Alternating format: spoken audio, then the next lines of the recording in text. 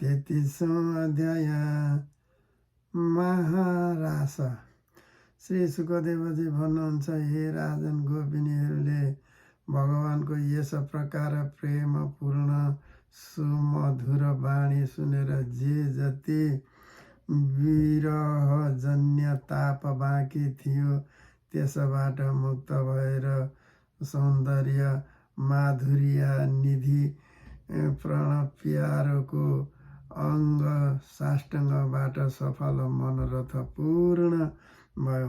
भगवान श्रीकृष्णको प्रेमिका र सेविका गोपिनीको एक अर्कोको बाहुबाट अङ्कमल गर्न लागे। ती स्त्रीहरूको साथ यमुनाको पुलिनमा भगवानले आफ्नो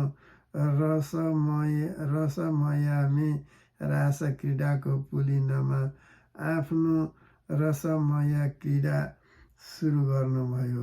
सम्पूर्ण योगका स्वामी भगवान श्रीकृष्ण दुई गोपिनीको बिचमा प्रकट हुनुभयो र उहाँको गलामा आफ्नो हात राखिदिनु भयो।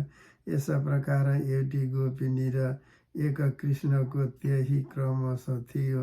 सबै गोपिनीहरूले यस्तो अनुभव गरिरहेका थिए कि हाम्रा प्यारा त हामीसितै हुनुहुन्छ। यस प्रकार हजारौँ हजार गोपिनी सित भोग शोभायमान भगवान श्रीकृष्ण दिव्य रासोत्सव प्रारम्भ गर्नुभयो। त्यस बखत आकाशमा शत विमानको लाइन लागेको थियो। सबै देवता आफ्ना पत्नीका साथ थिए र रासोत्सवको दर्शनको लागि उत्सुकताबाट तिनको मन आफ्नो वशमा थिएन।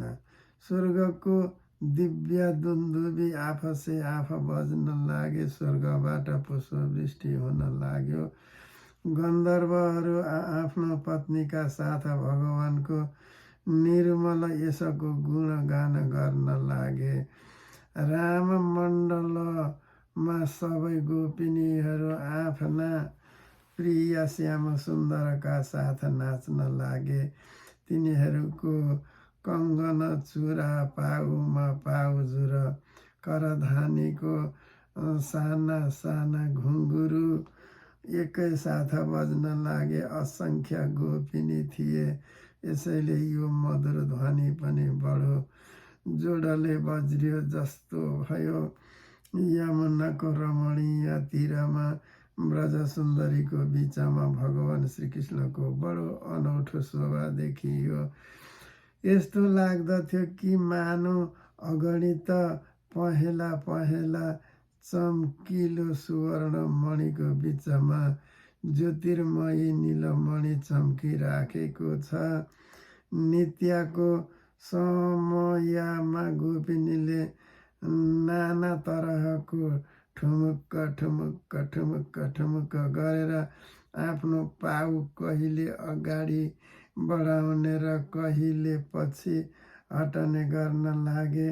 कहिले गतिको अनुसार बिस्तारै बिस्तारै पाउ राख्दथे, कहिले ठुला ठुला वेगबाट, कहिले चक्का समान घुमाउँदै थिए, कहिले आफ्नो हात उठाई उठाई आफ्नो भाव बताउँदै, कहिले विभिन्न प्रकारले चम्काउँदै थिए, कहिले बडो कलापूर्ण ढङ्गले मुस्कुराएर त कहिले आँखा सन्काएर नाच्दै नाच्दै तिनको पालो कम्मर यसरी तिनको पातलो कम्मर यसरी लच्कन लाग्यो कि मानव भाँचिनै हाल्यो जस्तो देखिन्थ्यो।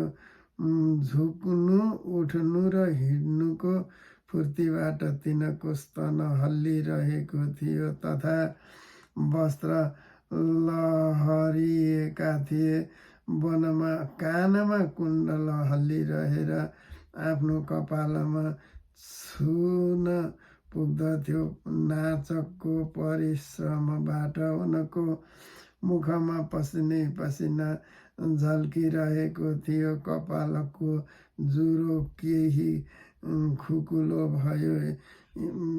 निबीको गाँठो बन्धन खुलेको थियो। यस प्रकार नटवर नन्दलाल परम प्रियासी गोपिनीका साथ गीत गाउँदै नाचिरहेका थिए। हे परिचित, यस बखत यस्तो लागिरहेको थियो मानु धेरै श्रीकृष्ण र श्यामवर्ण मेघ समान हुनुहुन्थ्यो र तिनको बिचमा चम्किरहेको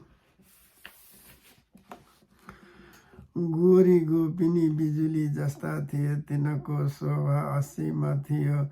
गोपिनीको जीवन भगवानको रति नै हो, प्रेमी हो। उनीहरू श्रीकृष्णसित टाँसिएर नाच्दै तीखो स्वरबाट मधुरो गाना गाउँदथे। श्रीकृष्णको स्पर्श पाएर अझ बढी आनन्दमग्न भइरहेका थिए। तिनको राग रागिनीको पूर्ण गानबाट त्यो सारा जगत गुन्जिरहेको थियो।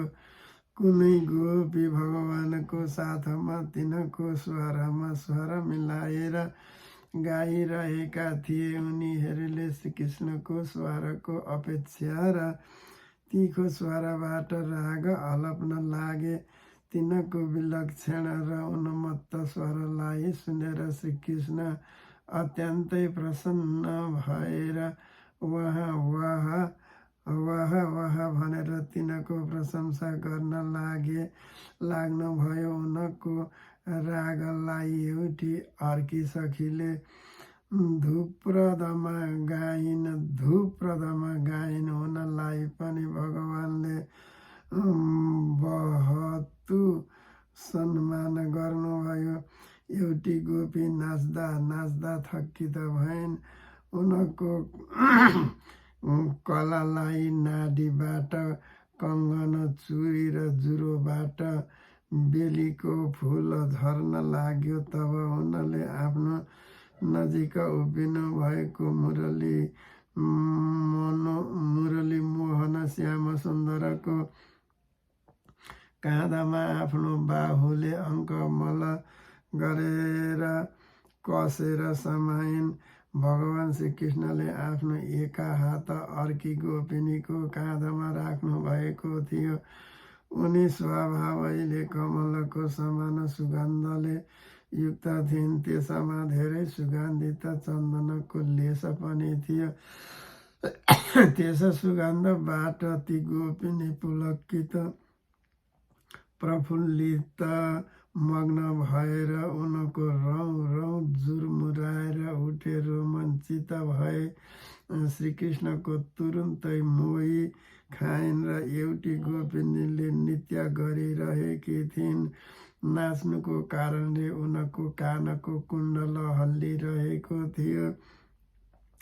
त्यसको छाँटाबाट उनको कपाल अरू धेरै चम्केको थियो। उनले आफ्नो कपाललाई भगवान श्रीकृष्णको कपालमा जोडिदिएर भगवानले उनको मुखमा आफूले चपाएको पान पनि दिनुभयो। कुनै गोपी नुपुर र करध्वनिको घुङ्घुरुलाई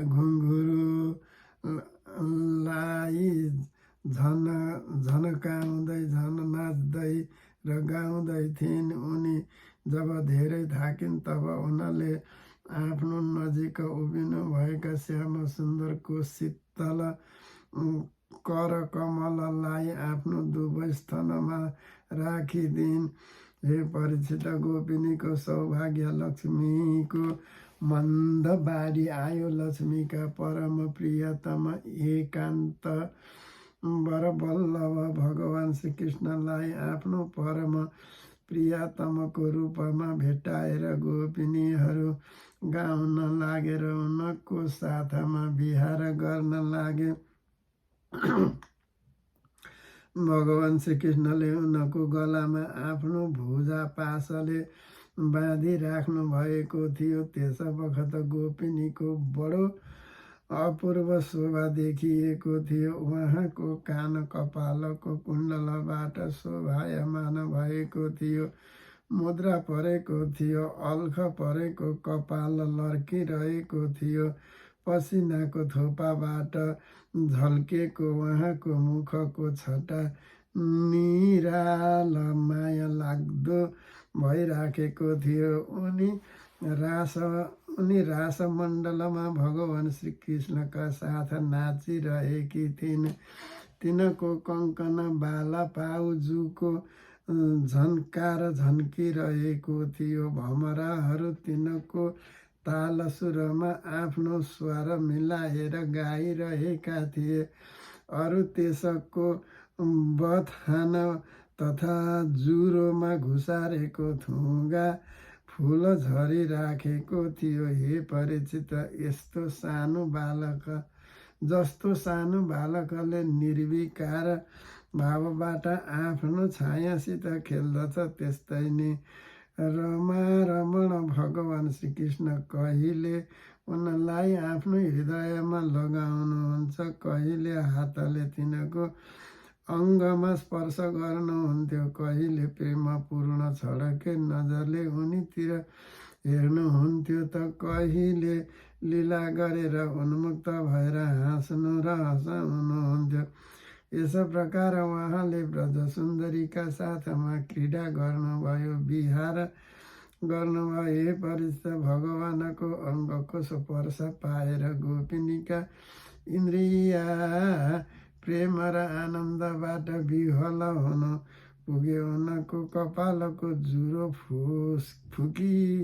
फुकिएर फिजिएर फुलको हार चुडियो र गहना अस्तव्यस्त भयो। तिनले आफ्नो कपाल, वस्त्र र कञ्चुलीलाई चोली पनि पूर्ण रूपले सम्हाल्नमा असमर्थ भए। भगवान श्रीकृष्णको यो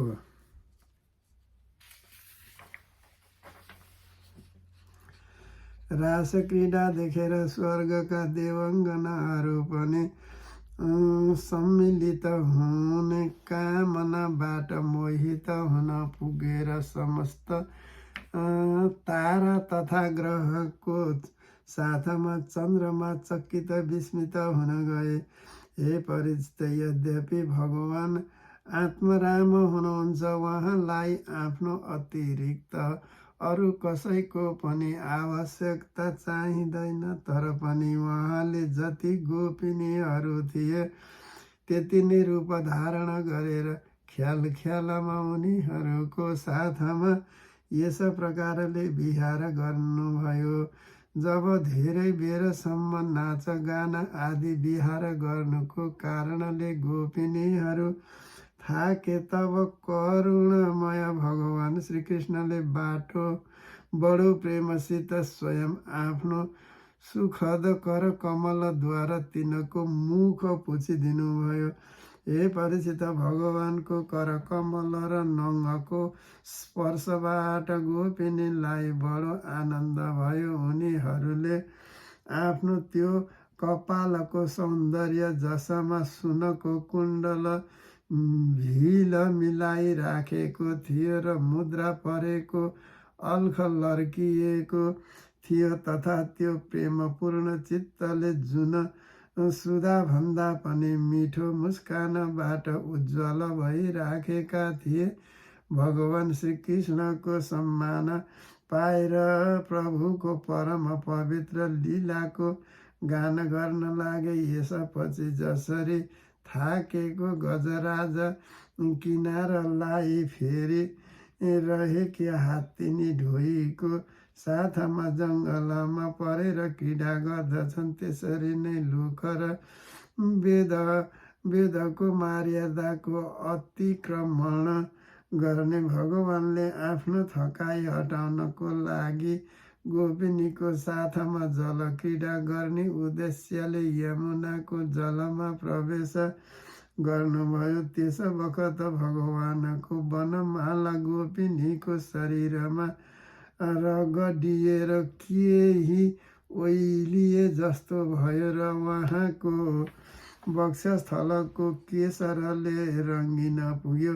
उहाँको चारैतिर गुनगुनाउँदै भँवराहरू उहाँको पछि पछि यस प्रकारले लागे मानो गन्धर्व राजा उनको कीर्तिको गान गर्दै गर्दै उनको पछि लागेर आएका हुन्।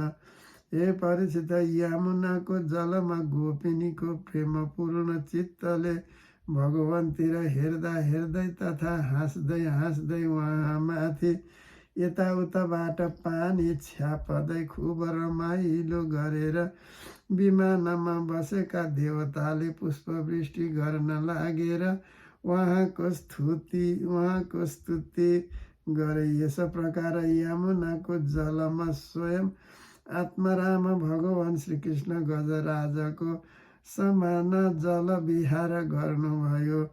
यसपछि भगवान श्रीकृष्ण ब्रज युवतीहरू र भँवराको भिडले घेरिएर यमुनाको उपवनमा जानुभयो।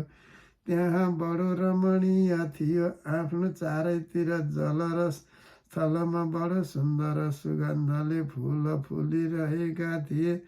तिनको सुवास लिएर मन्द मन्द वायु बहिरहेको थियो। त्यसमा भगवान यस प्रकार विचार गरिरहनु भएको थियो, जस्तो मदमत्ता हात्तीको ढोइको बथानमा घुमिरहन्छ। हे परीक्षित, शरदको त्यो रात जसको रूपमा अनेक रात पुञ्जीभूत भएर गएका थिए बहुत सुन्दर थियो। चारैतिर चन्द्रमा बडो सुन्दर चाँदनीले छटकिरहेको थियो। काव्यमा शरद ऋतुको जुन रस प्राणीको वर्णन गरिएको छ त्यो सबैबाट युक्त थियो। त्यसमा भगवान श्रीकृष्णले आफ्ना प्रेममयी गोपिनीको साथ यमुनाको पुलिन यमुनाजी र त्यसको उपवनमा विहार गर्नुभयो। यी कुरा स्मरण गर्न पर्दछ कि भगवान त्यस सङ्कल्प हुनुहुन्छ। यी सबै उहाँको चिन्मय सङ्कल्प नै हुन चिन्मय लीला हो र उहाँको यस लीलामा काम भावलाई, त्यसको चोटलाई तथा त्यसको क्रियालाई सर्वथा आफ्नो अधीनमा राख्नु भएको थियो। उहाँले आफूलाई आफैले कैद गरेर राख्नु भएको थियो। राजा परीक्षितले भन्नुभयो, हे भगवान श्रीकृष्ण सारा जगतको एकमात्र स्वामी हुनुहुन्छ। उहाँले आफ्ना अंश श्री बलरामजी सहित पूर्ण रूपमा अवतारण ग्रहण गर्नुभएको थियो। उहाँको अवतारको उद्देश्य नै यो थियो कि धर्मको स्थापना हो र धर्मको नाश गर्नु। धर्मको स्थापना हो र अधर्मको नाश गर्नु। हे ब्रह्मन, यो धर्म मर्यादा बनाउने उपदेश नै त्यसको उहाँ रक्षक हुनुहुन्थ्यो। फेरि उहाँको स्वयं धर्मको विपरीत पर स्त्री पर नारीको पर्सा कसरी गर्नुभएको हो। म मान्दछु कि भगवान श्रीकृष्ण पूर्ण कामका हुनुहुन्थ्यो। उहाँलाई कुनै पनि वस्तुको कामना थिएन, तर पनि उहाँले कुन अभिप्रायले यस्तो निन्दनीय कर्म गर्नुभएको हो। हे परम ब्रह्मचारी मुनिवर, तपाईँ कृपा गरेर मेरो यो सन्देह हटाइदिनुहोस्। श्री सुखदेवजी भन्नुहुन्छ, सूर्य, अग्नि आदि ईश्वर समर्थले कहिले काहीँ धर्मको उल्लङ्घन र साहसको काम गरेको देखिन आएको छ। परन्तु ती कामबाट ती तेजस्वी पुरुषलाई कुनै दोष लाग्दैन। हेर त, अग्निले सबै कुरा खान्छन्, भस्म पार्दछन्, परन्तु ती पदार्थको दोषबाट तृप्त हुँदैनन्। जुन मानिसमा यस्तो सामर्थ्य हुँदैन उसले मनबाट पनि त्यस्ता कुरा कहिले सोच्नु हुँदैन। शरीरबाट गर्नु त टाढाको कुरा हो। यदि मूर्खतावश कुनै यस्तो कर्म गरेको छ भने त त्यसको नाश हुन जान्छ। भगवान शङ्करले हलाहल विष पिउनु भएको थियो। अरू कसैले खाएको भए त्यो जलेर भस्म हुन्थ्यो। यसैले यस प्रकार जुन शङ्कर आदि ईश्वर छन् आफ्नो अधिकारको अनुसार उनको वचनलाई नै सत्य मान्दछन् र उनको अनुसार आचरण गर्नुपर्दछ। उनको आचरणको अनुकरण त कतै कतै मात्र गर्दछन्। यसैले बुद्धिमान पुरुषलाई चाहिन्छ कि तिनको जुन आचरण उनको उपदेशको अनुकूल होस् त्यसैलाई जीवनमा उतार्नु पर्दछ। हे परीक्षित, उनी सामर्थ्यवान पुरुष अहङ्कार र हीन हुन्। शुभ कर्म गर्नु या उनको कुनै सांसारिक स्वार्थ हुँदैन र अशुभ कर्म गर्नुमा अनर्थ हानि पनि हुँदैन। उनी स्वार्थ र अन्तर्थबाट माथि उठेका छन्। जब उनको सम्बन्धमा यस्तो कुरा हो भने तब जुन पशु प्राणी मनुष्य देवता आदि समस्त चराचर जीवको एकमात्र प्रभु सर्वेश्वर भगवान हुनुहुन्छ। उहाँको साथ माननीय शुभ र अशुभको सम्बन्ध कसरी छोडिन सक्दछ। जसको चरण कमलको रजको सेवन गरेर भक्तहरू तृप्त हुन जान्छन्, जसको साथ योग प्राप्त गरेर त्यसको प्रभावबाट योगीहरूले आफ्नो सारा कर्म बन्धन काटिदिन्छन्। ती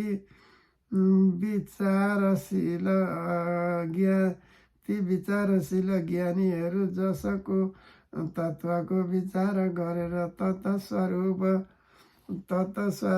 हुन जान्छन् तथा समस्त कर्म बन्धनबाट मुक्त भएर स्वच्छन्द भएर हिँड्दछन्, विचरण गर्दछन्। ती नै भगवानले आफ्नो भक्तको इच्छाले आफ्नो चिन्मय श्री विग्रह प्रकट गर्दछन्। तब तिनमा कर्म बन्धनको कल्पना कसरी हुन सक्दछ?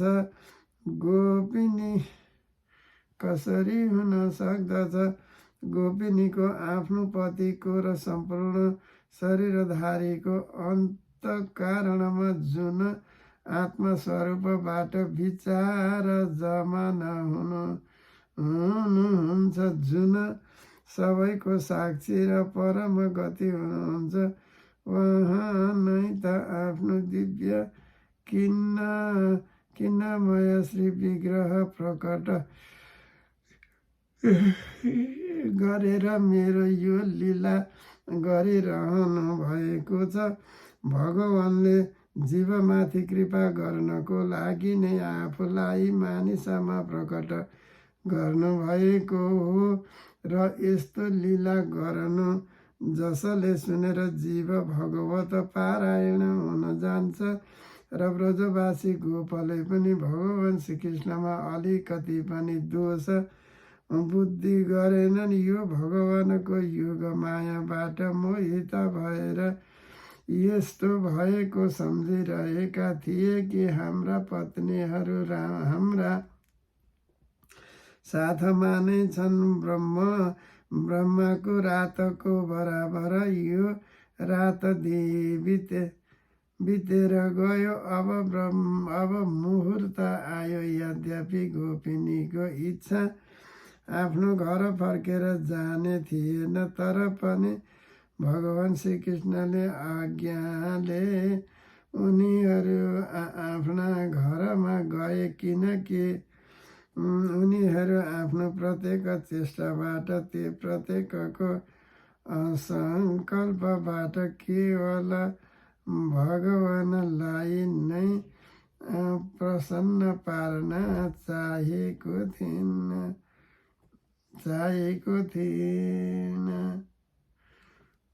हे परिचित, जुन धीर पुरुष ब्रज युवतीका साथ भगवान श्रीकृष्णको यस चिन्मय रास लीलासको श्राद्धको साथ